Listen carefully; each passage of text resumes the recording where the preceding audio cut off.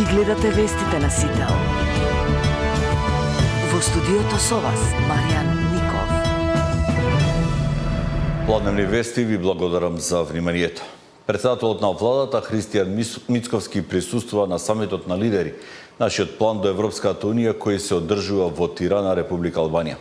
Предвидено е премиерот Мицковски да се обрати и на панел дискусијата насловена исполнување на заеднички обврски, резултати и забрзување.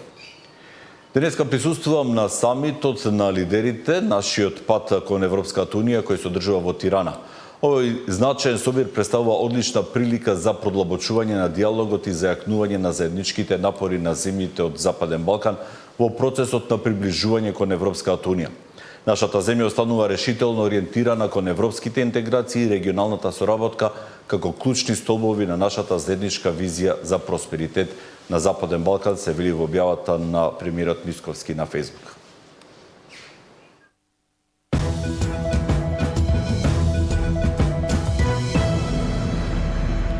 Антикорупцијска добива нов председател на местото на Татјана Димитровска, која поднесе оставка откако беше обвинета во случајот Адитив за одавање службена тајна и компјутерски фалсификат. Комисијата за селекција на кандидати за председател на Државната комисија за спречување на корупција, ДКСК, што ја формираше Собраниската комисија за прашање и избори именувања, вчера соопшти дека кандидатот Адем Чучуљ од Скопје, дипломиран правник и актуелен генерален секретар на ДКСК, го оценила како најуспешен во постапката за избор. Во тек денеска во собранието се активности по повод изборот, а секако многу повеќе детали ќе допиеме од колегата Даниел Василев, кој се наоѓа во собранието. Даниел, што можеме да им пренесеме на гледачите секако, особено што веќе стартуваше работата на комисијата? Добар ден, Маријан. Стартуваше и заврши, би кажал, со оглед на тоа што веќе комисијата за избор и именување одлучи дека Адем Чучуљ, актуелниот генерален секретар на Државната комисија за спречување на корупцијата, е и официјален кандидат за председател на антикорупцијската комисија. Тоа беше практично и кандидатот кој што доби највисока оценка од комисијата за селекција со 96,5 од вкупно 100 поени. Денеска на комисијата беше само потврдено дека тој ќе биде кандидат за председател на антикорупцијска. Очекувањата се дека некаде на почетокот на декември во првата недела овој предлог ќе се најде и на пленарна седница, па пратениците се очекува да го изгласаат Чучуљ за наследник на Татјана Димитровска, која што си поднесе оставка откако беше обвинета во случајот Адитив. Чучуљ е инаку актуелен генерален секретар на антикорупцијска, 19 години работи таму, како што кажа на интервјуата кои што беа спроведувани тука во собранието, велат дека тоа е институционалната меморија на Државната комисија за спречување на корупцијата. Тој рече дека ќе се залага за унапредување на софтверските решенија кои што ги користи самата антикорупцијска комисија и заживување на регистарот на именувани и избрани лица, бидејќи, како што смета тој, не сите институции навремено ги ажурираат овие податоци и практично државата нема увид за тоа кои точно се избрани и именувани лица во државата. Чучуљ, како што кажав, доаѓа како замена за Татјана Димитровска, која што е обвинета во случајот Адитив и таа практично ќе треба да одговара за 2 кривични дела, односно за оддавање на службена тајна и за компјутерски фалсификат. Таа се товари дека на еден од обвинетите во Адитив му давала информации за предмет кој за него се водел во Државната комисија за спречување на корупцијата и за компјутерски фалсификат со оглед на тоа што наместо неа друго лице вработено во Државниот завод за ревизија го полагал електронскиот испит за државна тајна. Маријан, ова се сите информации во овој момент. Сите повеќе детали ги најавувам за во следното информативно издание. Секако веќе добро слушнавте дека и предложен е кандидатот Чучуљ кој ќе треба да биде потврден и секако избран на пленарна седница во собранието.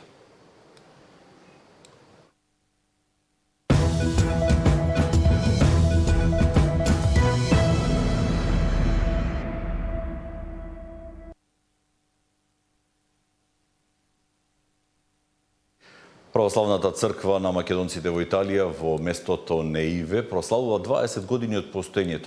Црквата е место каде што нашинците одржуваат врската со татковината, со религијата и местото каде што може заеднички да ги минат слободните денови часови. Денеска таму е свечен чин, а таму се наоѓа и наша екипа, меѓутоа она што секако ќе може повеќе да видите од прилогот што ќе биде во вестите во 16 часот.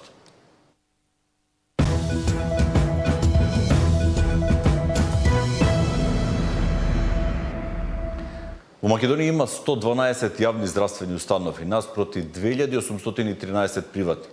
Во здравството се вработени 32.383 лица, покажа анализите на Министерството за здравство за застапеноста на кадарот во овој сектор.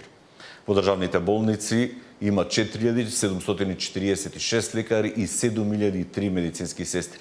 Според министерот Азир Алиу, бројките им биле основа за креирање политики и нема повеќе специализации на доктори и институциите, туку ќе биде сето тоа според потребата на населението. Ова значи дека кога ќе зборуваме за нови вработувања, тоа ќе биде одговор на конкретни потреби на здравствениот систем.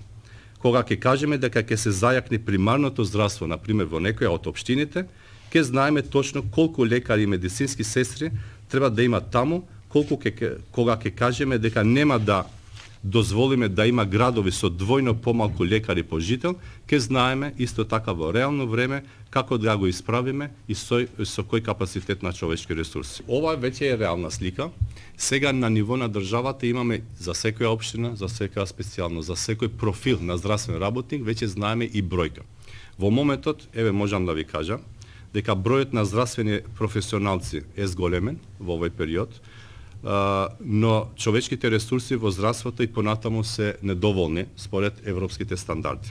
И понатаму постои недостаток од лекари и од медицински сестри. Бројот на лекари се зголеми минимално во последната деценија, од 265 на 100.000 жители во 2010 година на 296 на 100.000 жители во 2020 година. Но тоа е далеку од просекот, ако го гледаме од ЕУ, од кој што просек е 412 лекари на 100.000 жители.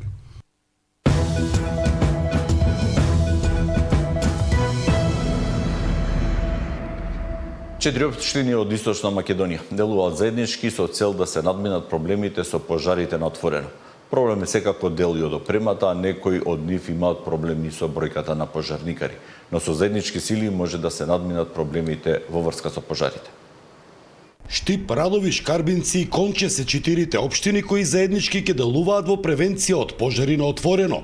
На јавна расправа се дискутираше за мерките и активностите кои треба да се преземат за да се спречат огнените стихии кои изминатите години проголтаа огромни површини со шуми токму на подрачјето на овие општини. Акцентот е ставен на превенција, односно мерките и активностите кои што ќе бидат презентирани се навистина таргетирани, односно се однесува за самата превенција пред настанување на пожарот, а не сето она што би требало после и во фазата на супресија. Критични точки се местата каде што живее или привремено предстојува население. Забрането спалување на земјоделски отпад, забрането спалување, нели да речеме, во шумските предели и да речеме пунктови точки кои што ќе бидат за поддршка на во случај на супресија, односно во случај на справување со пожари, да биде. И имаме предвидено мерки кои што се инсталирање на системи за рано предупредување кога би настанал некаде пожар. Освен Штипската територијална единица, останатите општини немаат и доволно кадар, односно обучени пожарникари. Потребно е да се инвестира и во современа, но и основна опрема за справување со пожари. Недостасува дронови, значи на усовршување и откривање на раните пожари, ќе недостасува опрема од мешиња, напртњачи, метли, возила. Програмата се реализира во сите земји на Западен Балкан, поддржана од Швајцарската агенција за развој и соработка, а партнер е Министерството за земјоделство, шумарство и водостопанство. Засител Трајан Ристовски. Покрај новите иницијативи, Центарот за развој на Југоисточниот плански регион ќе продолжи и со реализација и напредување на веќе започнатите проекти, со цел да се обезбеди континуитет и стабилен развој напредок на Југоисточниот плански регион. Центарот ќе продолжи да работи со несмалено темпо, насочувајќи се кон реализација на големи и меѓуопштински проекти што ќе опфаќаат жители од повеќе општини. Регионалниот развој ќе биде главниот приоритет на 10 општини од југоисточниот плански регион во периодот што следува. Ова го најави градоначалникот на Струмица Петар Јанков, кој беше избран за нов претседател на Советот за развој на регионот. Јанков истакна дека Центарот за развој на југоисточниот плански регион ќе продолжи да работи со несмалено темпо, насочувајќи се кон реализација на големи и меѓуопштински проекти што ќе опфатат жители од повеќе општини. Според него, регионалниот пристап е клучен за обезбедување подобри услуги и поефикасно управување со ресурсите. Целта на проекти кои доаѓаат во период што доаѓа ќе бидат големи проекти за да имаме значење на не само на една или две општини, туку на повеќе општини. Во овој дел ќе се движиме и овој предлозите кои доаѓаат од повеќето градоначалници ќе бидеме насочени во тој дел, значи да може да бидат повеќе општини во еден голем, да кажеме, крупен проект да опфаќа повеќе општини. Значи, доколку претпоставиме дека опфаќа поголема територија, ќе испорачаме подобра услуга према граѓаните на поголема територија. Покрај новите иницијативи, Центарот ќе продолжи со реализација и унапредување на веќе започнатите проекти, со цел да се обезбеди континуитет и стабилен развој напредок на југоисточниот плански регион. Гледаме одлуки да бидат донесени со консензус. Значи, наша цел е одлуките да бидат заеднички и заеднички да се развиваме. Проектите кои се започнат во минатото, ќе ги унапредуваме, ќе ги продлучуваме во период што доаѓа. Советот за развој на југоисточниот плански регион е тело во кое членуваат сите 10 градоначалници од југоистокот, а претседателот на Советот има мандат од 1 година. Зоран Ѓорѓиев за Сител телевизија. А сега во продолжение следува и блокот вести од светот.